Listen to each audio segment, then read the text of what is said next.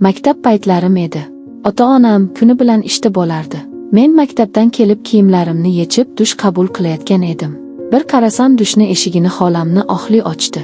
U menga uyalmasdan qarab turardi. Men esa, "Hoy, uyalmaysanmi?" desam. U "Buncha zorsan, bunchalar chiroylisan" deb eshikdan kirib, yechini ketdi. Men bo'lsa "Hoy, jinnimisan? Hozir baqiraman" dedim. U kiyimsiz yonimga yaqinlashar ekan. Hozir sochingdan tortib, baqirtiraman deb shoshgancha yonimga kelardi.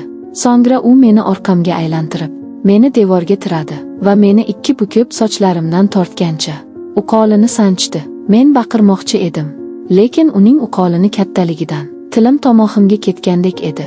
Shu tarzda u meni yarim soat har xil uslubda chayqadi. So'ngra men gapirgim ham kelmadi. Birinchi reysni tugatib, u ikkinchi marta ham soldi.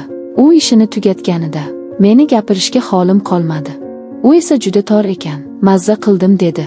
Shunday qilib men ilk bor ukol olgandim. Xolamni Oxli esa nimaga kelganini ham unutib uydan chiqib ketdi. Jinnivoy.